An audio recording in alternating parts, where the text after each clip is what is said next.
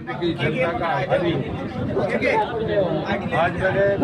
परिचयात्मक रूप से अपने कार्यकर्ताओं का भी परिचय लिया है, अधिकारियों का भी परिचय लिया है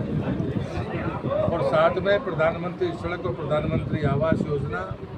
और जनमन आवास जो प्रधानमंत्री जी की सबसे महत्वाकांक्षी योजना है उसकी मैंने समीक्षा की है। मैं आज के दिन भर के समयबद्ध कार्यक्रम के लिए अपने सभी मित्रों का हृदय से आभार व्यक्त करता हूँ।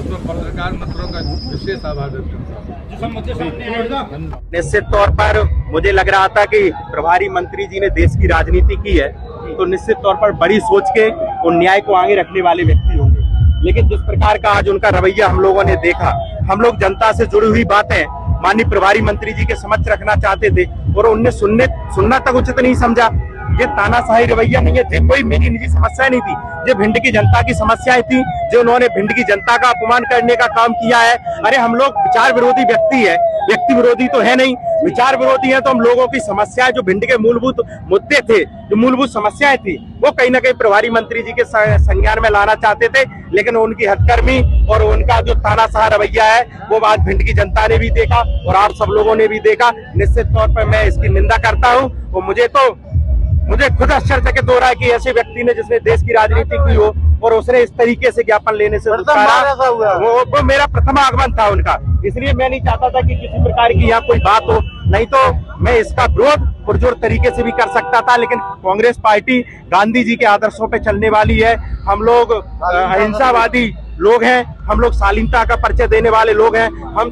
सकारात्मक रूप से उससे सहयोग चाहते थे कि जो भिंड की मुद्दों पे वो हमसे चर्चा करें, हमारी समस्याओं को समाधान करें, लेकिन जिस तरीके से उनने समस्या को सुनने से प्रमुख समस्याएं आप लोग भी देख रहे हो, जो अपना नेशनल हाईवे है लगातार गोवंश के कारण सैकड़ों घरों के दीपक बुझ गए, तो मैं उनसे पूछना चाहता था आखिर इसका काम कब शुरू होगा। दूसरा, एक मीसा गांव की रोड अभी तक नहीं सही हो पाई, कलेक्टर को 2 महीने से लगातार उस गांव के लोग मिल रहे हैं। तीसरा, भिंड जिले की लगातार विद्युत व्यवस्था बुरी तरीके से चरमराई हुई है और जो कमलनाथ सरकार में जो गौशालाएं बनी हुई थी वो गौशालाएं सारी बंद पड़ी हुई है, गौवंश पूरा रोड पर है, लगातार उनमें एक्सीडेंट हो रहा है और कोई रिद्धि सिद्धि कंपनी है जो निश्चित तौर पर प्रशासन के साथ मिलकर यहाँ के भिंड की जनता को लूटने का काम कर रहे हैं, बगैर अनुमति के नाके लगा लिए, लगातार लूट, चारों तरफ लूट मचाए हुए। तो मैं इनसे जवाब लेना चाहता था। भिंड की स्वास्थ्य व्यवस्था आप लोग देख लो, खुले में प्रसूति बच्ची को जन्म दे रही है और विधायक के भाई की स्वास्थ्य के अभाव में मौत हो जाती है,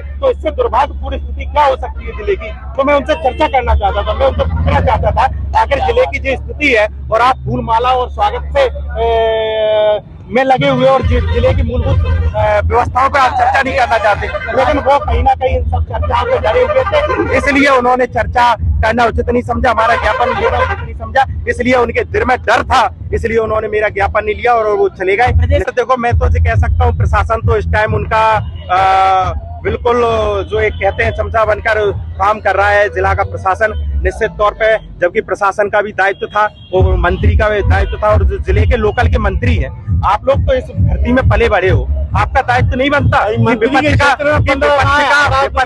विपक्ष का आदमी यदि रोडों पर खड़े होकर 3-3 घंटे पसीने बहाकर यदि अपनी बात आप तक, जनता की बात को आप तक पहुंचाना चाहता है, आप में जरा भी संवेदना नहीं, उस बात को भी सहना उचित नहीं समझा। इसकी जो भिंड के जो नेता, जो भिंड के मंत्री जो इस बात को देख रहे थे, इसका जवाब भिंड की जनता उन्हें देने का काम करेगी और आने वाले समय में इसके परिणाम भी आएंगे और कांग्रेस पार्टी निश्चित तौर पर ऐसे जो उनकी हिटलरशाही है इसका विरोध करती है।